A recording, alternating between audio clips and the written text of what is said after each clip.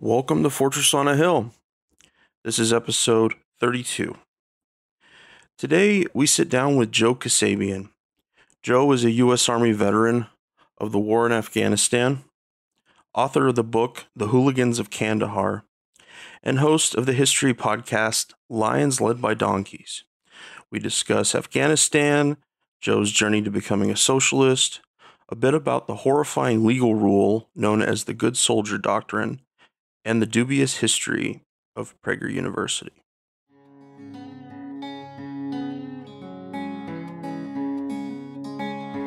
Rifle upon my shoulder and a rucksack on my back.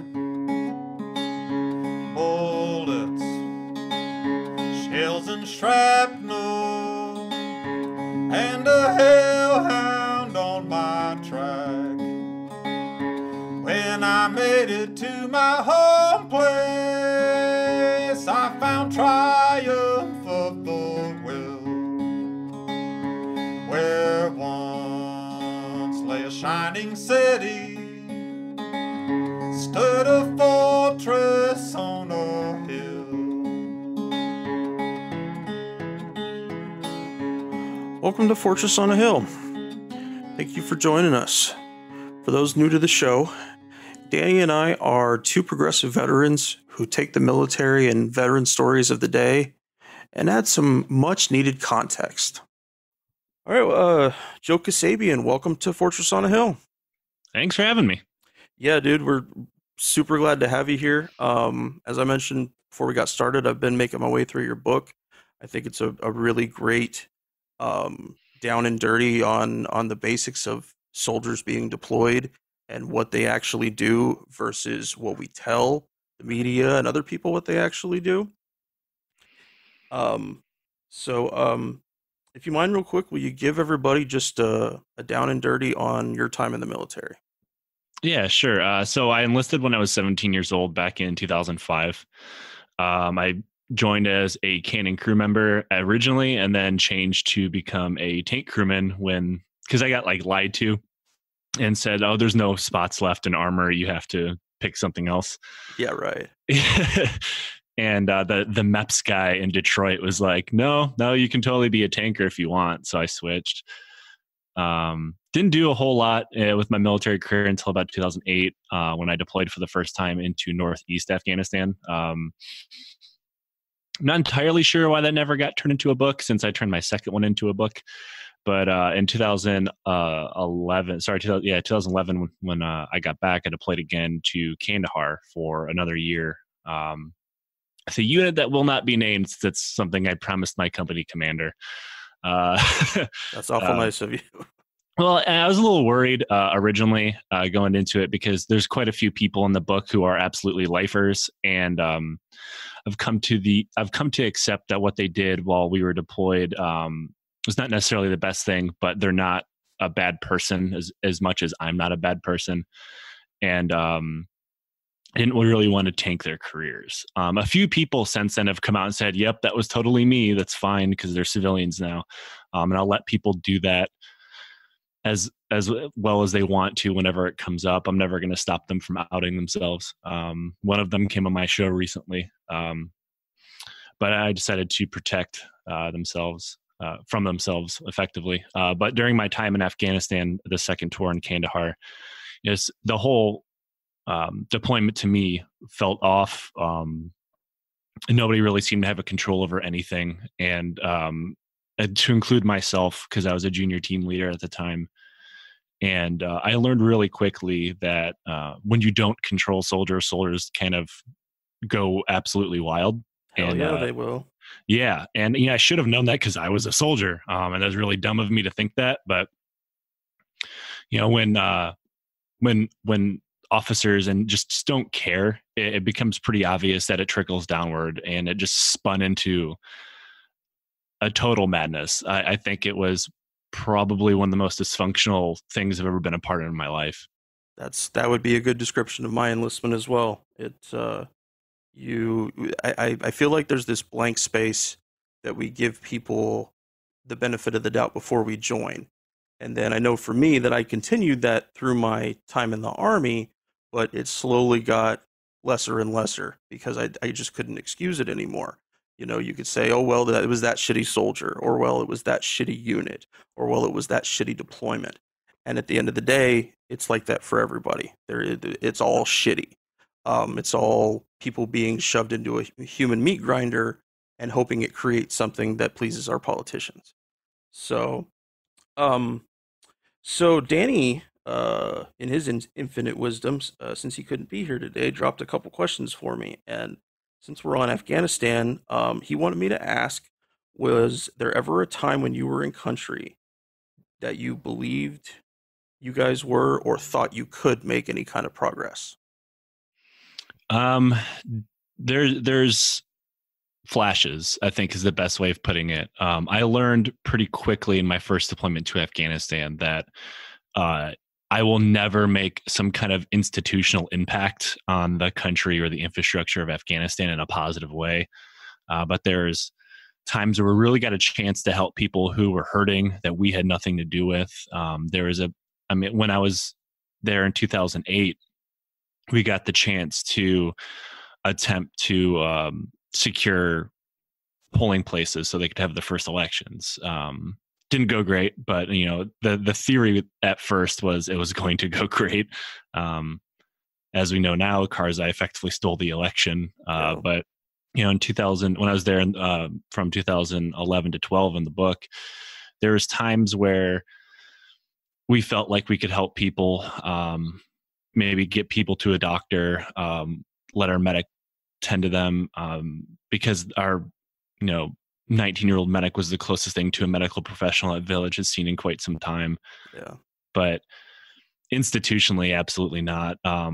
If anything, because our main mission was to train the Afghan National Police, or I think now they're called the Afghan Uniform Police, or they keep changing their name, hoping things will change. But I knew from my past dealing with them, from my prior deployment, we weren't going to accomplish a whole lot. And I thought we'd be able to be like that Dutch boy plugging the hole in the wall from the river or whatever, so it doesn't come flooding through and the Taliban take everything over. Yeah. But it seemed like we were moving backwards at a pace we couldn't even keep up with when it came to our actual mission. But best case scenario, the most positive difference we could be was just not inflict ourselves on the surrounding population of our fire base, and we failed at that too. But every once in a while, there was a kid who maybe we helped see a doctor. We tried to build a school and it melted. So I mean, I don't think I can think of anything majorly positive that we did. No, it's hard. It's hard acknowledging that all that time, all that effort didn't change anything, and especially in a sense of loss. It's hard to think about that. It's hard to think, even for me today, I've been out since 2008, thinking about the lives destroyed and lost. And like you said, we tried to rename it, didn't change anything. We tried to a slightly different mission that was really the same mission, and that didn't change anything. And just trying to find a really good way to distill that onto people to understand that at least when they got finished building the pyramids, they had the pyramids. However many thousand people died to build it, it was still that the achievement was still in front of them. But for us, we didn't accomplish anything, not for the Afghans and not for America either. Right. And I think for veterans especially, it takes a lot of heavy introspection. Whatever that looks like for everybody. It takes different forms to really accept that one of the most formative parts of your life. Because I mean, for how much I hate the Army, the almost a decade I spent in the Army is the most formative part of my life. I joined when I was 17. I got in as an adult. I grew up within the Army, but it takes a lot of introspection to accept that the most formative part of your life was bad. And I think, especially your deployments, because I mean, if you're in the military and you deployed, that's probably the part you think about the most. And it takes a lot for you to be like, yeah, that part that sticks out from everywhere else and affects me every day of my life was fundamentally bad and flawed. That's a hard hill to climb. Yeah. BT, did you want to jump in, brother? Oh, it is interesting to have to, because I'm in the same boat. I joined when I was 17 and I got out when I was like 28 or so. And I mean, it's your entire life. And then you do have to go through these stages of acceptance, through the different stages of grief. And for me personally, it's been probably not till these past 3 years that I realized, the whole severity. Because I think when we're in, we're trying to survive whatever that looks like for whoever. But I mean, our culture, we're not good people to ask about like winning and losing, because we don't even have the ability to take care of ourselves, as opposed, or trying to think of a bigger picture. We put so much into that unit, that mission, and then you sit back and you look and you see that didn't really do anything positive. Can't really feel good about contributions to the history book. I mean, that's just weird. Did you ever think you were going to read about what you did in a book? I mean, let alone write one, obviously, but just like, I mean, I never fathomed to be part of anything historical in my life, and I still don't think I am. I'm like a blip on a map. I'm the guy who deployed to Vietnam in like 1971, and nobody really cared about him. I think one of the crazier parts is like I've been contacted by history teachers because they want to teach my book in class, and one, I think there's way too many stories about jerking off in that book to be talked about in high school. And also, like, I still don't take myself very seriously when it comes to being thought of as, a voice for veterans or about the war or anything. Because, I mean, that book was lived through when I was a shitty 21-year-old. And I'm 30 now. So I'm not the same person as I was. Like, I definitely grew up throughout the course of that book and through the writing of it. Like, I look back now, I'm like, holy shit, this is awful. But I think more now, because I'm still pretty tightly wound into the military community around me from the very nature of who I am. And I'm the co-host of my podcast is a sergeant in the Army, but he is almost a decade younger than me. So it's really weird to have effect for them. I've lived through history because, we've all deployed. Like, I remember watching 9/11 happen on the TV. I remember watching the U.S. Army invade Afghanistan, Iraq on the news. And then I went there, and now that's such like this far flung idea to the younger people now. It's kind of insane, even though we're still there. Yeah. I think you talk about not taking yourself seriously, but just look at it from the other perspective. Who else, if not you? I mean, you come in with the important and hard look at reality, as opposed to maybe some General Wesley Clark or someone who's just going to come in and, spout the line of whatever the professional historians want to be said. And the stories, that we all try to get out through our various means, these are the stories that actually make a difference. Because if we just listen to the professional bigwigs, we would never leave war. Yeah, and I completely agree. And I think that's one of the reasons why I guess my book has been popular is that I have no reason to lie to you. I'm not protecting any kind of legacy, or if anything, I treat myself worse than almost anybody else in the book. Well, every general or officer or political pundit, they always have some angle they're pushing. A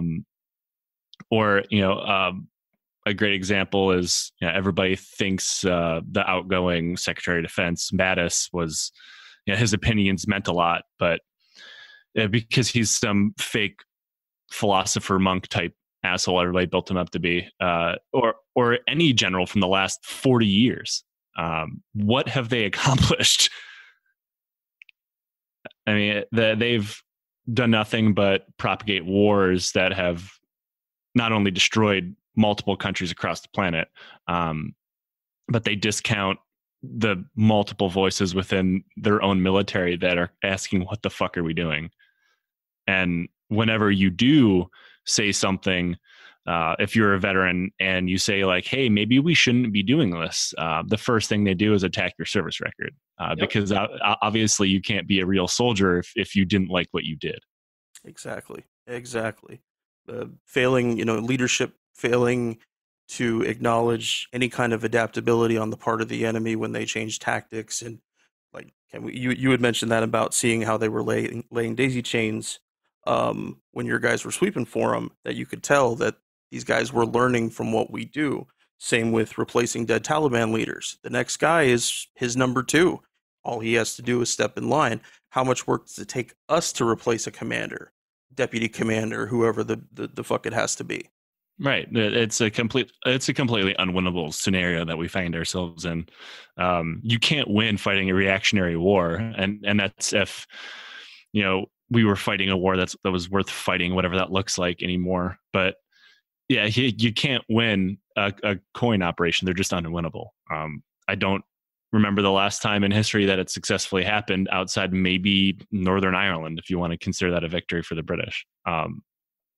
But the complete disconnect between the people running the war and the actual conditions on the ground are generational in distance. They still think that this plan of standing up the Afghan National Army and the Afghan National Police, whatever the hell they're calling themselves now, to be this federal force to force the Taliban out, when there's more Taliban now in pretty much every province of Afghanistan than there ever has been, even before we got there. And they've had 18 years to grow their ranks and see all the horrible things we've done. We've got a lot of really good recruiters out there too. I mean, yeah, every single person walking down the street wearing a flag on their shoulder. That dude who said he would never speak to another U.S. troop again, he's got some things to say. Yeah, and it's like every time, like when I was there, it was when Staff Sergeant Robert Bales massacred all those people in a village. Oh, God. And with, I think it was either a week before that or a week after that on Bagram or Calf, I can't remember. Somebody burnt a box of Qurans in the open burn pit. And obviously the Bales thing is unconscionable, and I'm against the death penalty, but I wouldn't complain too much if I watched him swing from the gallows. But like every time something like that happens, you undo whatever good we've ever done.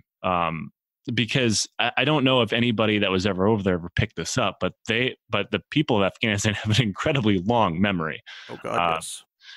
It doesn't matter that I'm in a different unit than Bales was. I'm an American soldier in Kandahar, 50 miles away from where he slaughtered a whole bunch of people. I might as well be him. Exactly. And that's what we as veterans need to explain to people. It's no different than if it happened here. Do you expect that these people would continue just putting up with this? So I wanted to shift gears a little bit and talk about Afghan economics for a minute. I had read that story in your book about a soldier, one of the guys that was helping train up your squad to be replaced, stole some ice cream from a local Afghan. And tell us a little bit about that. Yeah, so we were in a village doing right seat, left seat, where we're taking over the battle space from them as they got ready to leave. And I was a young corporal at the time, and I took most of the squad's or most of my platoon's leadership out with them to kind of show us the battle space, as well as kind of show what we'd be doing in the area, doing key leader engagements, talking to the population, stuff like that. And one of their soldiers effectively robbed an ice cream guy. An ice cream guy came around, and I wanted ice cream. It was like 130 degrees or however hot it was. I was tired and I was hungry, but I had no Afghanis on me. And I knew the conversion rate to $1 to Afghani was huge, but I only had like a 20. So I wasn't going to give him a month's salary for some ice cream bars because I wanted a $20 bill myself. So I asked somebody that if they had any Afghanis, and a soldier from the other unit just fucking robbed the guy. Just walked over, stuffed his hand in the little cart that he was pushing, and took him. And it's that type. And he thought it was the funniest thing on earth. And other people in his unit, it might as well have been him doing any other mundane everyday activity. They didn't even react. Obviously, this is horrible for several reasons. But other than the fact that this is an old man, easily in his 50s or 60s, pushing a powered ice cream cart down the street in Kandahar, Afghanistan, in the middle of the fucking summer. Like, this guy does not have money. It's not like he's sitting on a surplus back home. There's a very good chance he actually took that ice cream out on a debt from somebody else, from Kandahar city proper, to bring it out to the village. And then he has to pay that guy back. And then whatever's left is what he brings home that day. It's the little things like that just endear ourselves to being horrible for Afghanistan and the Afghan people. It's not exactly like there's a thriving job market in a half blown up village. That was probably the only job he could get. Yeah, it was probably his work at McDonald's until I die. Job. No, and he had more than most. Yeah, no, and I don't know how to impart that on people. I don't know that America has any people that, even with the extreme poverty that we have here, that would fit into that idea of being that poor, that you're literally pushing your livelihood down the street, and if you don't sell, you don't eat. Yeah, I mean, I grew up pretty poor myself in Detroit, but then going to Afghanistan, I really got to see what true crushing poverty was for the first time in my life, and how much. I mean, granted, it was bad. It was very bad before we got there, and it has been very bad while we've been there, and it'll continue to be very bad while we leave. History has shown that even the most powerful Afghan governments don't really control anything outside of Kabul. All the infrastructure projects, all the schools, hospitals, the economic development doesn't really leave the borders of the capital city. So, the poor farmers who were getting their shit robbed by those soldiers will be poor farmers getting their shit robbed by the Taliban whenever we leave. It's a horrible, vicious process. So I wanted to ask you about a clip of your PragerU episode that you had recently. Really enjoyed it, by the way. No, thank you. So you had talked a bit about Ty Cobb, and of course how amazing of a baseball player he was, but how much of a viral racist he was as well. And I've got a clip right here I'm gonna play. Give me 1 second to share my audio. Because I know Justin's a huge baseball fan, so I get to piss him off at a personal level now. Great. Yeah. Awesome. Yeah. So, of course, the only video they have on racism is baseball and how it doesn't exist. There's actually a video defending Ty Cobb. Now, Ty Cobb, I know a lot about personally because I'm from Detroit. I'm a Detroit Tigers fan. Ty Cobb is a Detroit Tigers legend. But Ty Cobb is also a well-known asshole of baseball history and a virulent racist. The video points to, so the video disputes this. They point to accounts of his teammates who said, well, I never saw him be racist. It should be noted that his teammates were all mostly Southern white dudes, and they're all about one generation removed from fighting for the Confederacy. So take their opinions with a grain of salt. Yeah, and I don't know if you played sports growing up, but when you're on a sports team, if a player is really good, a lot of times you're willing to either overlook or not exactly call attention to the fact that they're a fucking prick. But also, it's not surprising to me that a bunch of white people who are most likely racist did not call out someone else who was a lot more open with his racism. I mean, it's 2018 and that still happens. This is 1907. Yeah, you have baseball players now who have a well-documented social media history of dropping N-bombs and calling people faggots, and their teammates are like, "Well, he's really good at throwing a baseball. Maybe we shouldn't worry about what he does personally when on the field he's really good at what he does." Yeah, yeah. Like we talked about earlier, apparently it's not a new concept that people are willing to overlook a lot of awful shit if you're good at throwing a ball. This always blew my mind. This story is ridiculous. Yeah. So in 1907, Cobb beat the shit out of a black guy who dared to walk through fresh asphalt near him. In another incident, while he was playing, someone was just heckling him mercilessly. And this went on for most of the game. He did nothing the whole time, as he normally didn't. Heckling is common in sports now. Apparently, he was much more active and violent back then. Then the guy called him, I'm not going to say the word, but he called him a half N-word, which offended Cobb to the point that he stopped playing baseball, leapt over the retaining wall, and began to assault the fan mercilessly, like just punching the dog shit out of him, hand him like he was on top of the dude, just raining blows on him. There's a good reason why he was winning that fight, however, because the man, a guy named Claude Locker, I might be pronouncing that wrong, had no fucking hands. So would you say that he would be unable to throw hands if the situation presented itself? I see what you did there. Ah. So surrounding fans knew that Claude had no hands and begged for Cobb to stop because, once again, the man had no fucking hands. Like, he's beating a handicapped person to death. Cobb replied, quote, "I don't give a fuck if he has no feet." I'm sorry. I know this is horrible, but in a very slapstick kind of way, it's kind of funny. You can just imagine like vaudeville music's playing in the background the whole time while he's just pounding this poor handicapped guy. The main thing that I wanted to get across was about how our excuses for people, but specifically in the military. And I want to relate it to something that the military still has to deal with.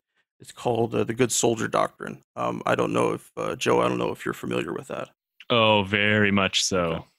So just to give everybody a little primer on it, I got a little bit of an excerpt here from an article from The Atlantic about John Kelly, and it talks about it just a little bit. So the good soldier defense is baked into the military justice system, and it's based on a breathtakingly shallow line of reasoning that just because someone is good at the job, he is incapable of committing a crime.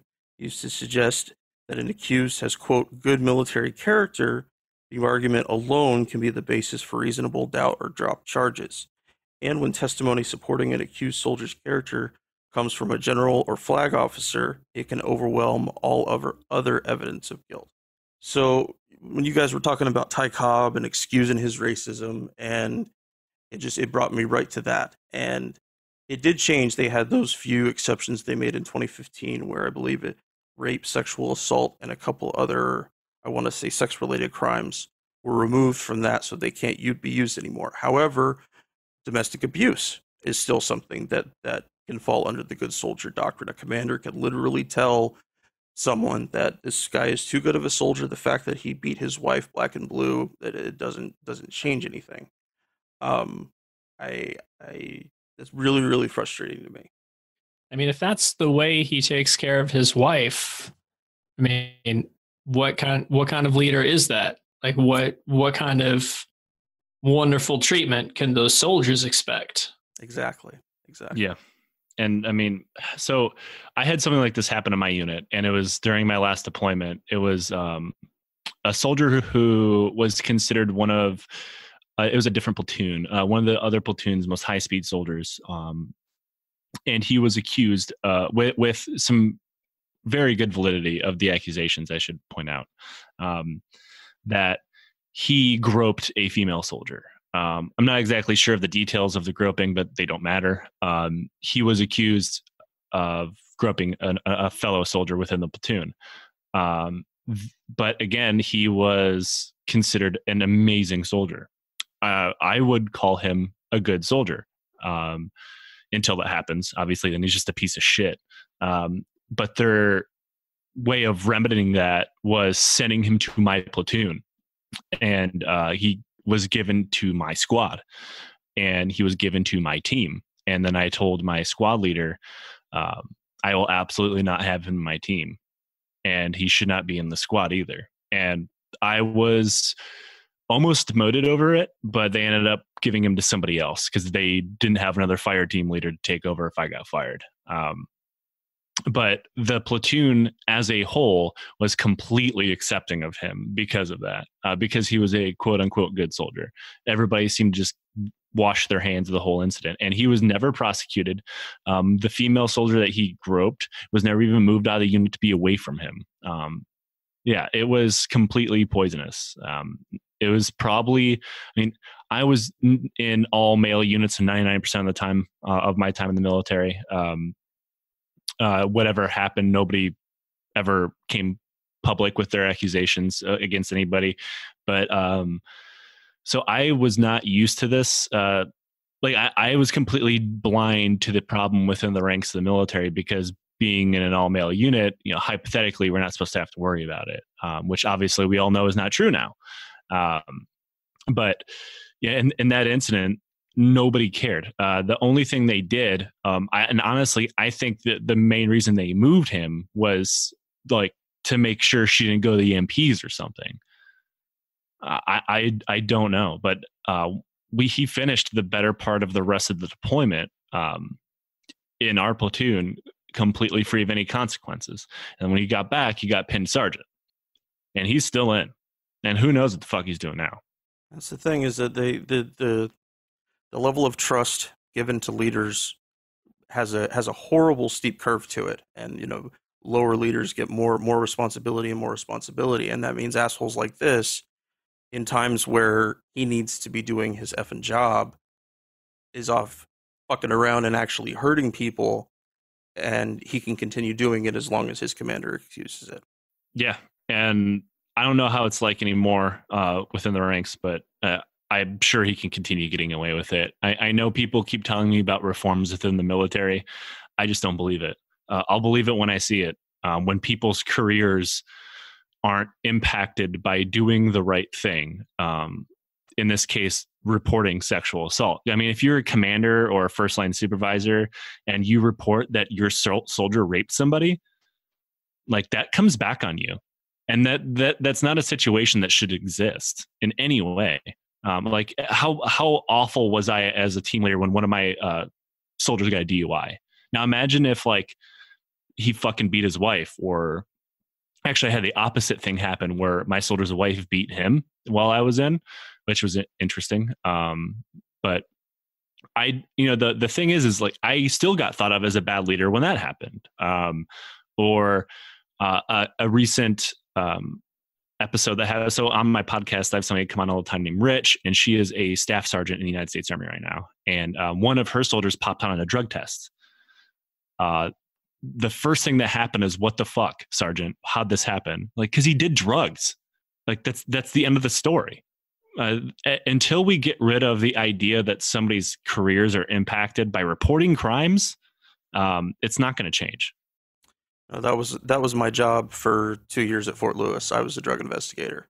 So we do at least one, maybe two interviews a day of guys with hot UAs. And the thing that I found was that one of the reasons we had so many was because we were at that time in 2005 where recruiting standards had been lax slightly.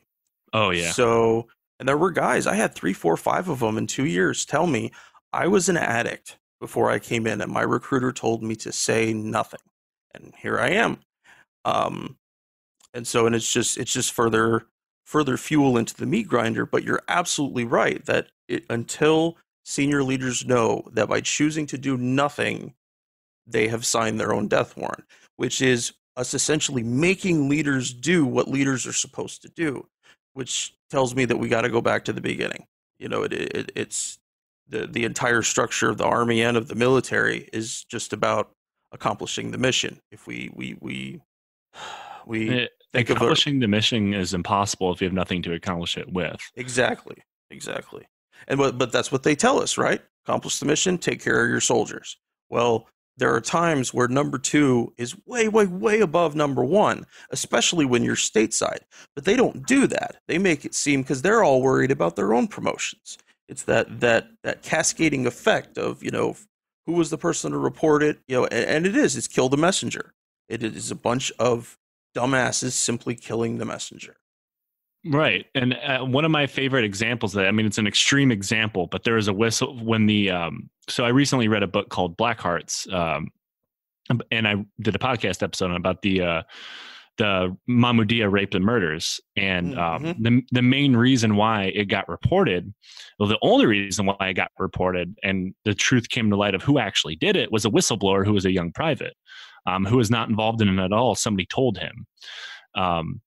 But before people started investigating it, the first thing they want to do is fucking crush that private. There was a colonel that was telling people to find something to get him in trouble with, to get him to shut up, because he had to be lying. Like, and a sergeant who did nothing and covered up for it. And I mean, thankfully, the private eventually got away, and he never got in trouble. But there's a very good possibility he was going to be like facing prison time for telling people that their soldiers are raping and murdering people. And there was several other officers who lost their job while trying to report it. It's something that, I mean, we can see it personally because we lived in it. It's the damage, the almost irreversible damage at this point that 2 decades of constant war has done to the infrastructure of the United States military and to society as a whole. That's something that happens that you can't just, well, it's over, everybody go back to being normal. Like, it's not going to happen. The military either has to be completely dismantled and rebuilt under new ideas, new ethics, and new morals, or we just shouldn't have one for a while. I know it's kind of stupid to say because it's America. We're always going to have this giant industrial complex of a military, but what we have now is completely unsustainable and is destroying itself. Couldn't agree more.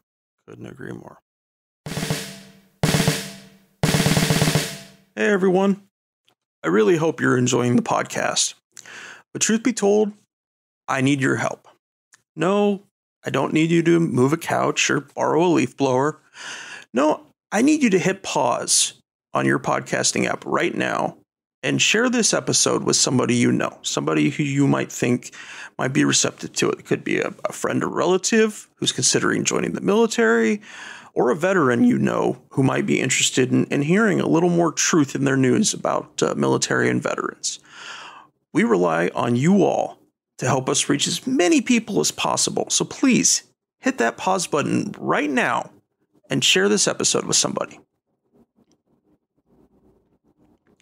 Sharing all done? Good? Okay, good deal. I know Uncle Al will cuss a lot listening to the episode, but he'll appreciate it when the cursing stops. Now I want to mention something about Patreon. We are always in the market for more Patreon supporters. So if you get the chance, please come out and support us. You could support us for as little as $1 a month. And what do you get for your dollar, you ask? Well, you get a 1-minute drop on any topic you choose once a month. Just email us your question or comment, and we'll give it the old Henry Danny breakdown on air. Guaranteed to have 60 seconds of our time. We may spend more on it. We prefer to do military and veteran topics, but whatever topic you think might be pertinent. And we may spend a whole bunch more time talking about it, depending on the topic. And for contributors, a bit north of $1 a month, we have some bonus episodes, some essays of mine, and a few other things as well. We're still in the process of building our rewards. So if you have any suggestions for Patreon rewards, please let me know. On a Hill is expanding. We're going to start doing chapter series as part of our lineup. There are some topics that are simply too big and important to leave to discussing in a single headline. And with that in mind, I'd like to thank all of our honorary producers who are helping us do just that. We rely on the support of our patrons through Patreon to help keep the podcast a success. Thank you to Matthew Ho, Will Arens, Gage Counts, Fahim Shirazi, Henry Zamoda, James Higgins, and James O'Barr. Anyone who contributes $10 or more a month on Patreon will be listed here as an honorary producer. And to all of our contributors on Patreon, thank you for helping us do this. Now, back to the podcast.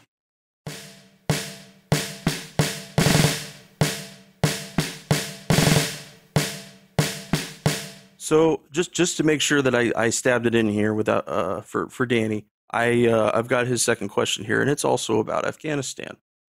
What do you predict will occur in southern Afghanistan when and if the U.S. military finally leaves?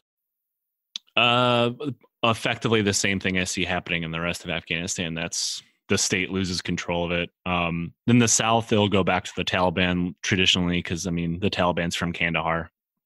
I see the North kind of falling into the same as the rest of the country. I can see the state holding on to Kabul for quite a while.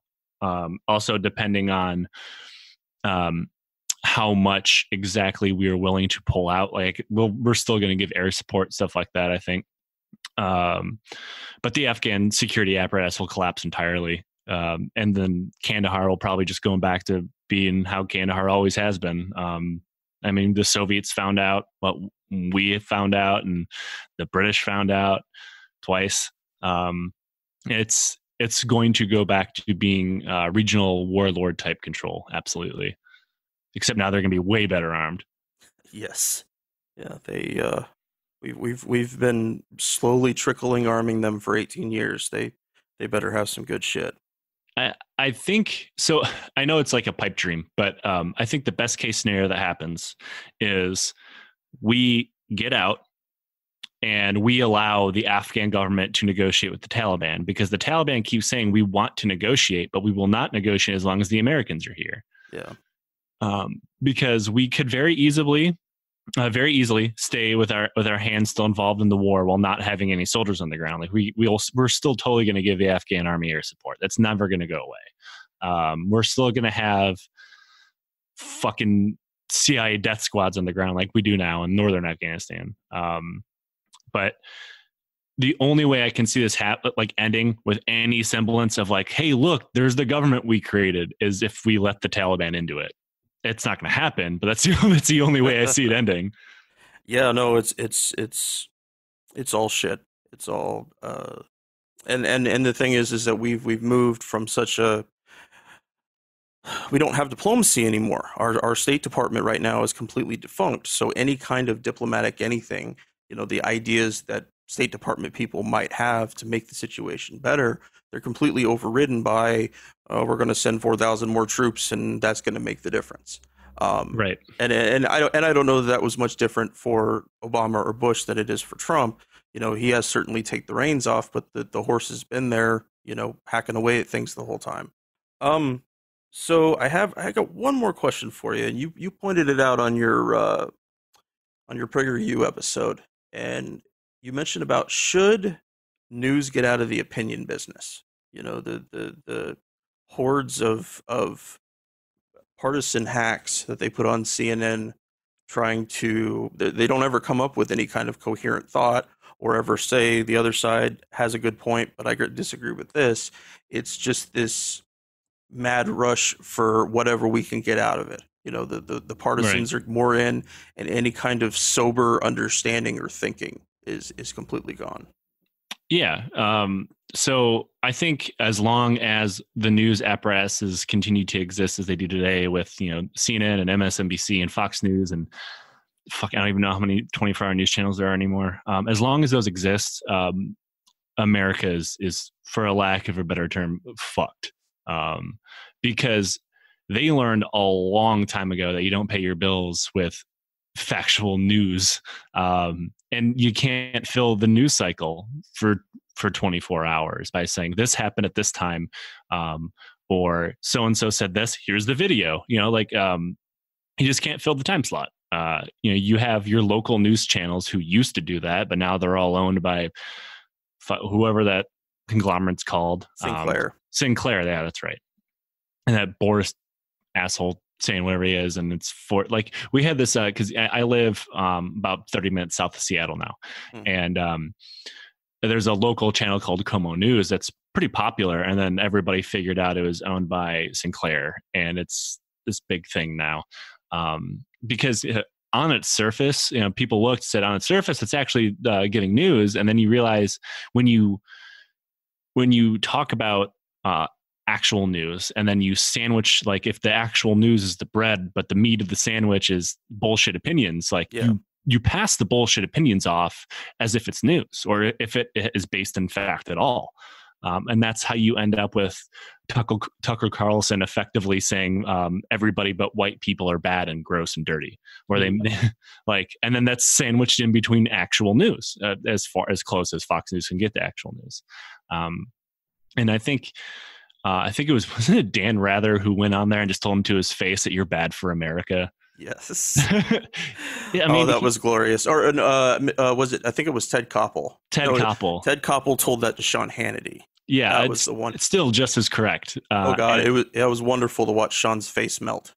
Do you remember? I mean, I'm not the biggest Jon Stewart fan, but Jon Stewart went on his show. I think that was Tucker Carlson. Mm-hmm. Yeah, that was. Yeah. And shit talked him so hard that Fox News actually canceled the show because they realized that there is no way that he's ever recovering from this, from their own fans. And I think there's two ways we can go about this.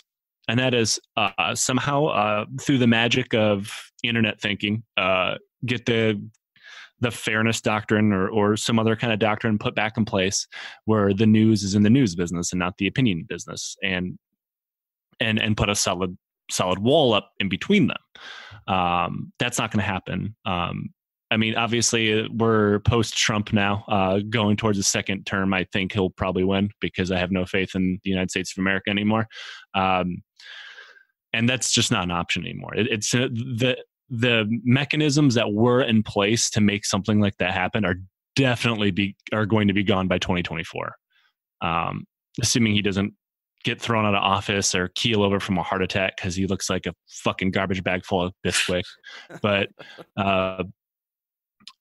the other option, I think, is just attacking them directly. And I know that's like a partisan thing to say, but I never called myself a tolerant leftist in my defense.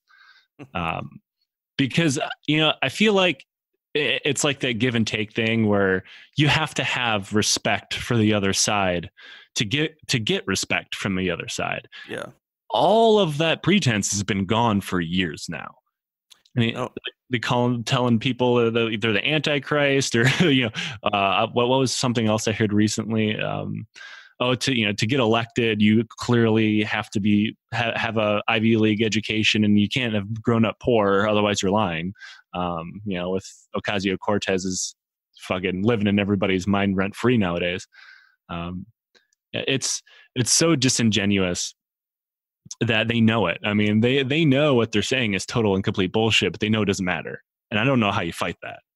It's hard. It's just out of curiosity, what are your thoughts on Alexandria Ocasio-Cortez?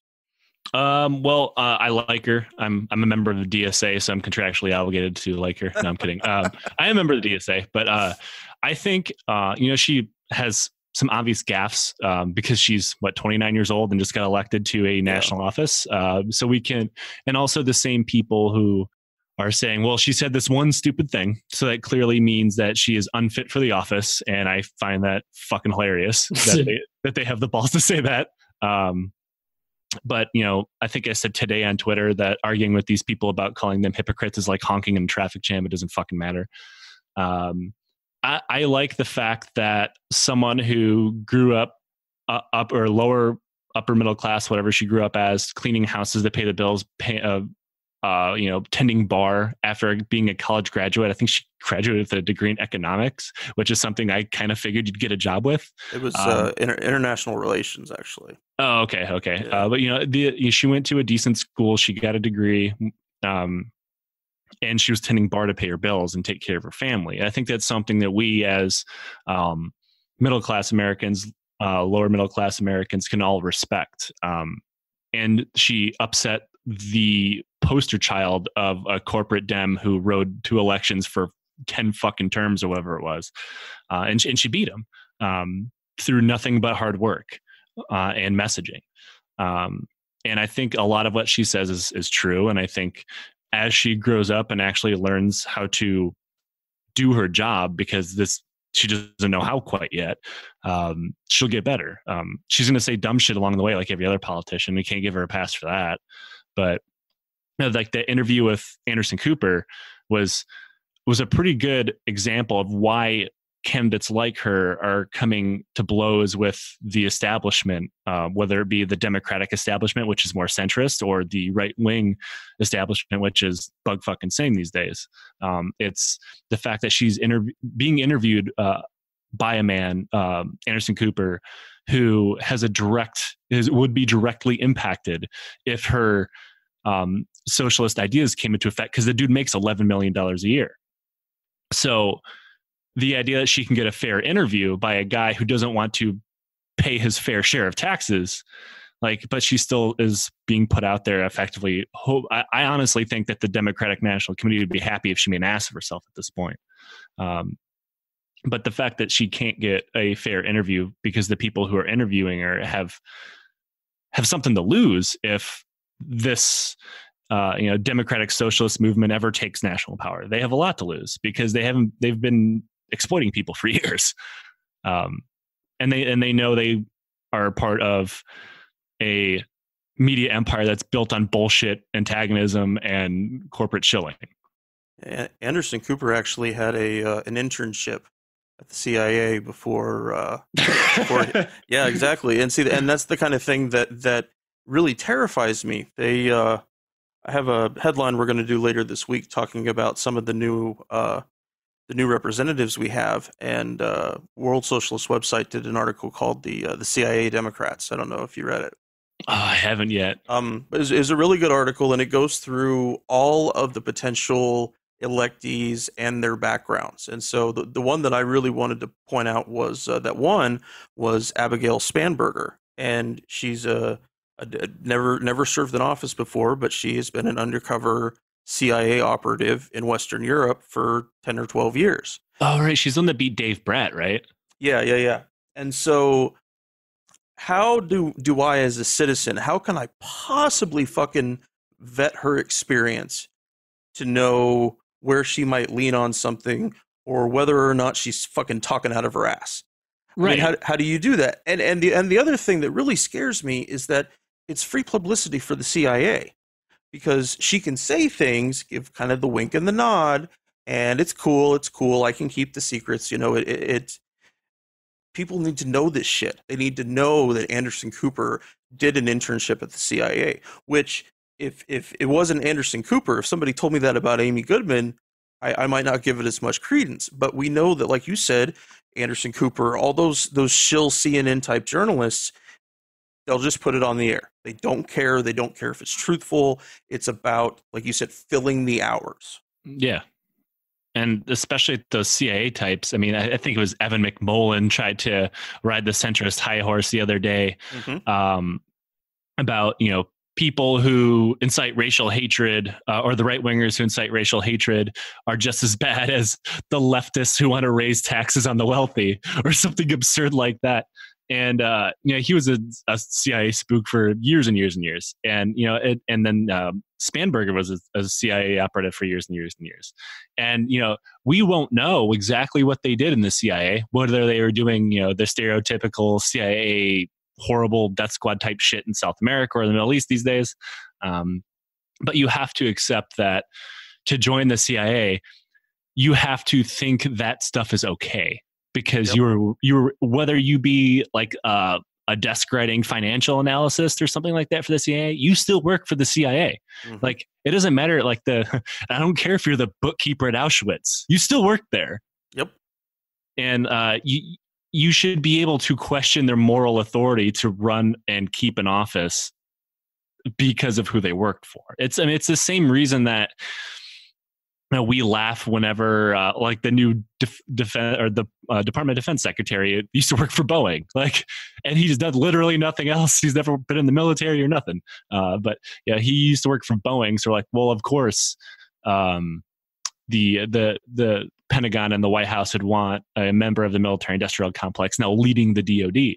And that's like, that's why I butt heads with a lot of regular Democrats, because I was a registered Democrat for quite some time, just so I could vote in primaries. Because the state that I lived in, you had to be a member of the party, or you had to be registered as a member of the party to vote in the primaries. Now I live in Washington, and I'm honestly not sure if that's the case up here. But regardless, it's the fact that I think you see people like Ocasio-Cortez winning. Sarah Smith came very close to winning in Washington. Omar won in Michigan. But it's like they see that people are voting for the people that they want to actually represent them. And they are generally left-leaning because most of the time, Americans agree with left-wing ideas as long as you don't call them socialism. Yep. Which is stupid. And so the DNC goes out and throws its money behind people who used to be CIA operatives. Yeah. No, I think that I want to make some videos about all of the various socialist type systems that exist for the military, how the medical benefits work, how the commissary works, and ask people, we talk so much about hating socialism, but our entire military is fueled by it. They're supported by these systems that are not capitalist, very, they really don't fit into that whole I'm going to take every fucking penny you have. Yeah. So I damn it, I lost train of thought. Anyways, but we have to be willing to take that time to argue with those centrist Dems as you're doing on Twitter and make it clear about what is actually happening.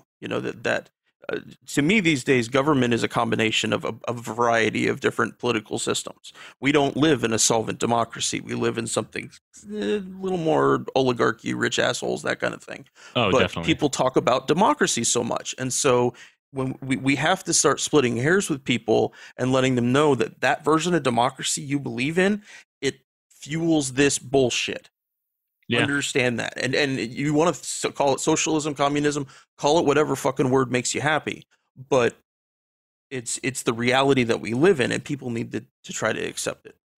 Absolutely. And it's kind of funny because, I spent the vast majority of my life in the military with TRICARE, and now I have TRICARE as a civilian and as a veteran. But, recently I had to go get my gallbladder removed, like emergency surgery, and I had sepsis and everything because I was a fucking idiot and I don't go to the doctor. I let it go too far. And even though I've had full, mostly free healthcare for most of my adult life, I still treat myself like I was the 13-year-old growing up to a single mother with no healthcare, which was until you pass out dying, we're not going to the hospital because we don't have insurance. Yeah. Like when me and my brother used to beat the shit out of each other and, go BMX riding and cut our legs open. And we weren't going to go to the ER because that's too expensive. My mom would super glue us closed. But, now I was 27 and I had to get, gallbladder surgery, and I waited until the last second. I was in the hospital for 3.5, almost 4 days. I came out and I owed nothing. And, I go to school, finishing my graduate's degree, and I pay nothing because I pay taxes. And the argument that most of my shitty boomer family members has, well, you earned it. Like, so fucking everybody else. They pay taxes. They're a member of they're a citizen of this country. They deserve the same benefits I get. And I'll never have to pay tens of thousands of dollars in of student loans like my sister does. My sister graduated from Michigan State, I think, almost a decade ago, and she's still paying student loans. And it's just unfathomable. And it's like nobody ever asked how the fuck we'd ever pay for like the Space Force or a fleet of aircraft carriers the size of small cities. But when you bring up healthcare or education or infrastructure or, basic substance living allowance, suddenly we want to cut purse strings and shit. It's uniquely American. It really is. And it really boils me about guys, junior enlisted guys having to go use food stamps to pay for things. And I think that should be the final nail in the coffin. When America's treasured military has to use food stamps to pay for food, you really start to see who America cares about. Right. And it's not the soldiers by any means. I mean, no. If America actually cared about the military like they say they do, especially the super fascist right-wing military worshipping types, they would have a functioning VA healthcare system that doesn't fluctuate wildly depending on what region you go to or how close you live to a major city. They wouldn't have, like my BAH for my school has been fucked up for half of a year now because it's computer glitch and nobody seems to be giving a shit about any of it.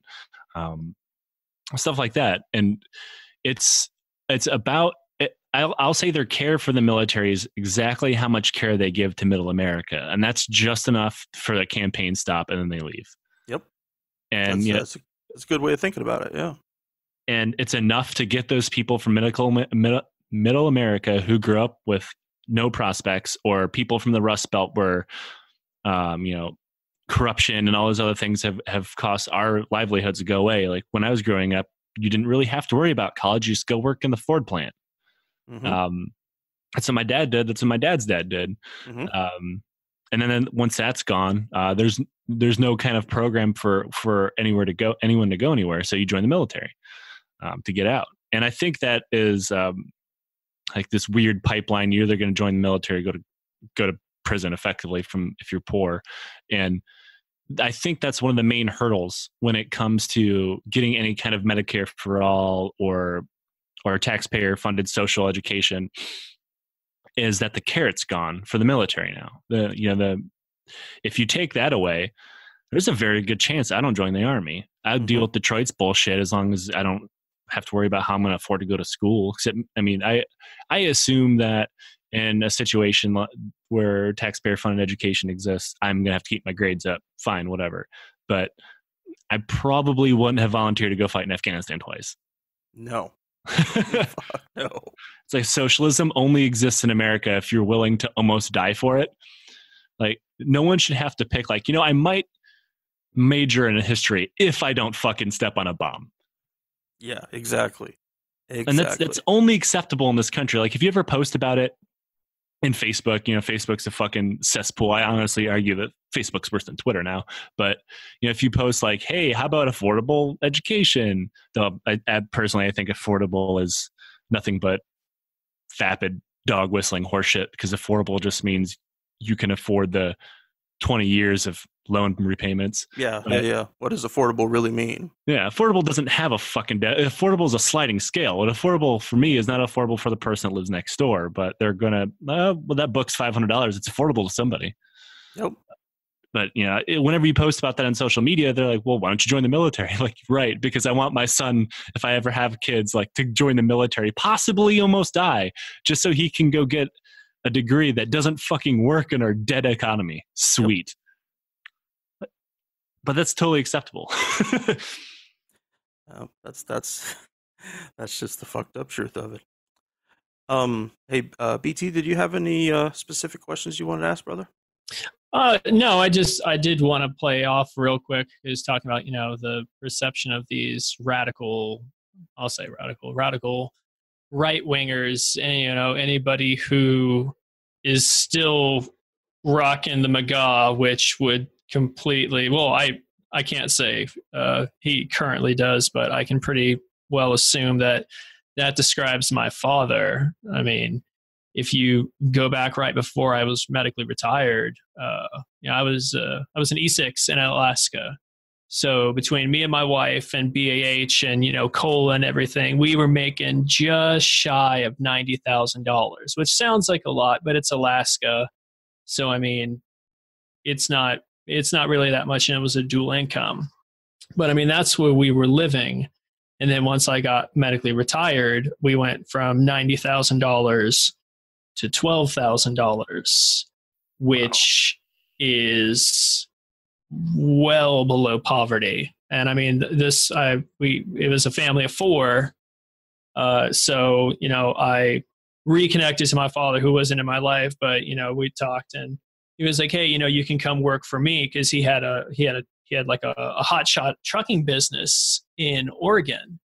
So I was like, cool. So, now again, we went down to, $12,000, but we had money. We weren't like living great, but we weren't living paycheck to paycheck, like we had we had maxed out credit cards and shit, but we were still making it. We weren't, going hungry.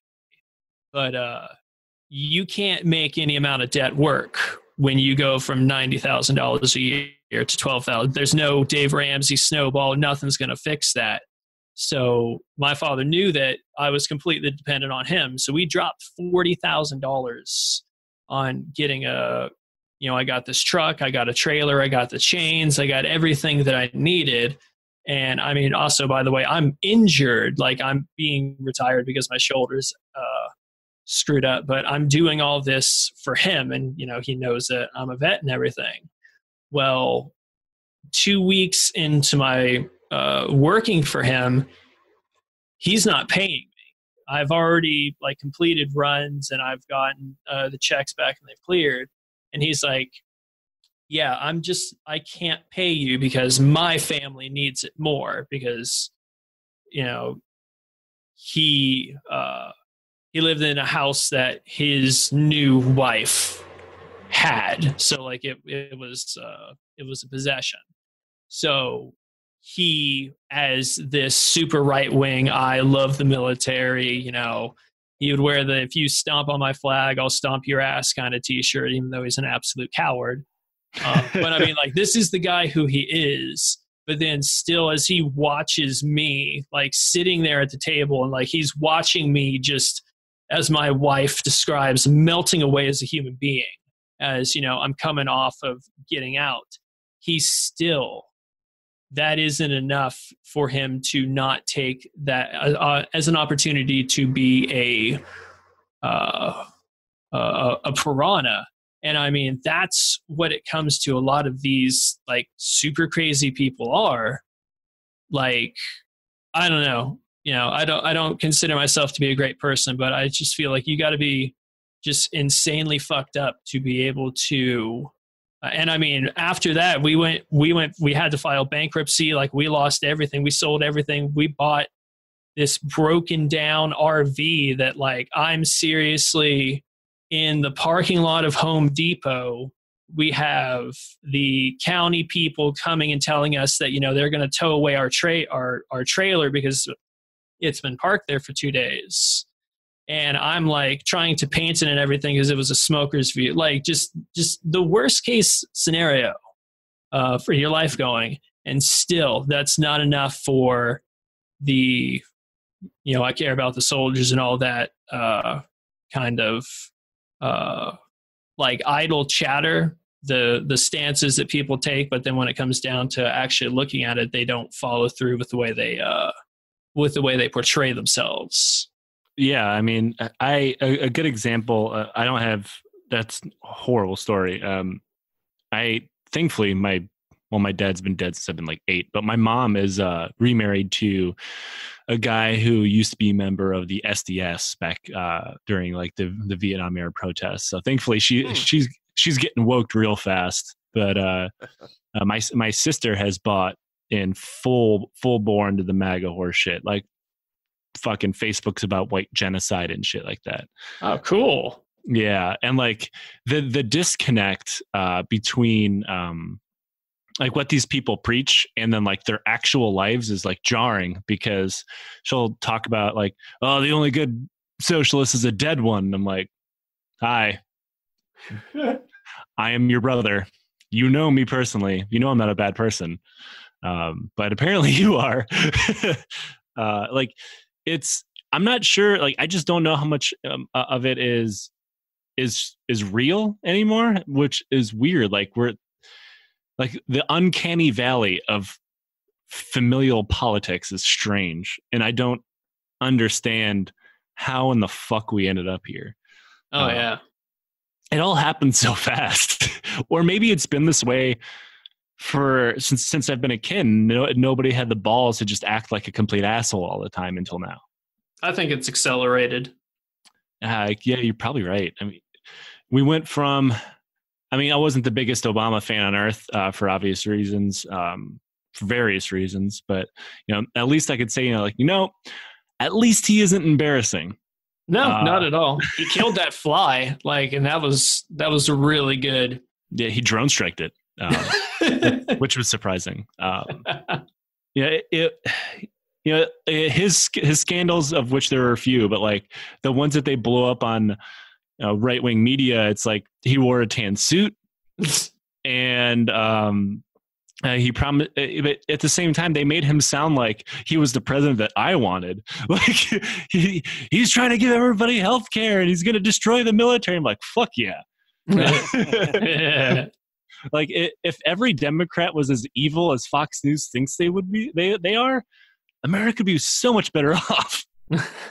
No, it's gone far beyond parody now, and seeing the racists come out since Trump has been inaugurated, and the way that has developed and formed. But the thing is that we are seeing where these pockets of nastiness are coming from. You know, that the 4chan assholes aren't able to hide nearly as easily as they used to, especially since they didn't have anyone to be at the front of their march. But now they do. They have this bumbling, skunk-haired asshole who is as racist as they are, but he just talks through dog whistles. But here we come. Hey, great, the guy's there. Let's go out and deal and hurt some black people. Yeah, and the other people that he brings along with him, like Sebastian Gorka, who's a member of like a fucking Hungarian Nazi group, and was it Steve Miller, who I don't even know how to describe him other than like if Ayn Rand book got bitten by radioactive Nazis. You know, that's probably a pretty good description of him. He seems like someone that is supremely unhappy, and so that's unhappiness has to be pointed at something, and so that's what it was. And I'm really curious what his next job is going to be. I'd like to know about that. And granted, in today's America, he'll probably have a more prestigious job than his racist ass deserves, but it will be interesting to see where we turn next. Probably working for the Cato Institute or something. Yeah. Got to have some kind of Nazi party front that he can go and be the receptionist at or something. He could always go work for the Libertarian Party. Yeah, them too. Switch out your swastikas for bad jokes about roads, and you're good to go. Yeah, you know, we there are a few libertarians have some really good ideas on anti-war stuff, but most of the time it's breathtaking. It's a little wow. You're a real person. You're not a cartoon. Yeah, it's breathtaking. I feel like the Libertarian Party is like the political party of PragerU, like in the same way that like every once in a while you see something like out of the corner of your eye, like that's kind of cool. And then you actually turn to look at it like, whoa, never mind. Yep. It seemed okay, and we got a full view, and no. Like, what's this about legalizing drugs and ending all these wars? Oh, you want to be able to legally own people as slaves again? Mm-hmm. All right, never mind. Yeah, it's a quick fall down the Stefan Molyneux hole. You're just like, what the hell happened? Yep. I fell down it. I'm embarrassed, but you know, I'm big enough to say I fell into that for a while. I can totally admit that. So before I kind of became a socialist, I knew I wasn't a Republican or a Democrat, and I saw what everybody else sees about the Libertarian Party, and it was like, and the war on drugs is like, cool. And they're like, let's pull out of Afghanistan, Iraq. I'm like, fuck yeah. And I totally bought into it. Like, I think if somebody digs far enough back into my Facebook timeline, I was totally sharing stuff from like the Libertarian Party and like the skeptical Libertarian Facebook page and shit like that. And then like, I actually talked to other libertarians. It's like, oh, fuck, you guys are nuts. And because that's when I realized like, it's more than that. They don't want a government unless it's to exploit you. It's all of the bad parts of capitalism. It's the only parts they want left. Yeah, it's hard to look Rand Paul in the eye, even when it's a picture. He does. I mean, every once in a while, he does do something good for the anti-war side, but most of the time, man, he shills really hard. But at the very least, we do understand that sliver of libertarians could be helpful. Yeah, I mean, I don't know. It depends because, like, from my home state of Michigan, they have Justin Amash, he kind of does really good for what he is. Because, like, he never really has to do anything to actually show his true libertarian beliefs. He just votes against drug legislation and private prisons and stuff. So everyone's like, oh, yeah, he's great. You should love him. Like, yep. Dude, look further. Because if he ever gets the chance to do what he wants, I will probably be living in somebody's garage. Yeah, that's more than a little terrifying. Yeah, and when you start seeing them really talk about what they believe in, you really start to understand why he got his ass kicked by his neighbor. It's I forgot about that. he got his fucking ribs broke. But I really wonder, because you think that these guys are putting on a mask for the public to like, man, they're this gross because they're pandering to their base. But then like somebody rolls on him who lives next door to him. You have to know that, oh no, he's probably just a huge piece of shit. Well, Joe, thank you so much for coming and chatting with us today. Will you let everybody know what you have coming up and where they can find your work? Yeah, so my book, The Hooligans of Kandahar, is available online wherever you get your books. Unless you're in England, apparently they don't ship there, and I don't really understand why. So That's weird. yeah, they'll Barnes and Noble will ship to Palestine, but they will not ship to England. That makes sense. Yeah, which I mean, Barnes and Noble. I guess I can kind of support that, but at the same time, it sucks if you're British. Also, you can find my podcast, the Lines Led by Donkeys podcast, where we talk about history, military history, and laugh at idiots throughout all the blunders and mishaps and everything. I have my first sci-fi book coming out in May called Citizens of Earth, and you can pre-order it on kynightpublishing.com. And if you didn't get enough of me vulgarly bashing politicians on this podcast, you can follow me on Twitter at jcast99. All right, man. Well, thank you again for coming and chatting with us. I hope that you'll come back again. Yeah, anytime, man. Certainly when Danny's here, so he can chat you up a bit too. And we'll talk soon. Yeah, that'd be great. All right, Take it easy, buddy. Yeah, you too.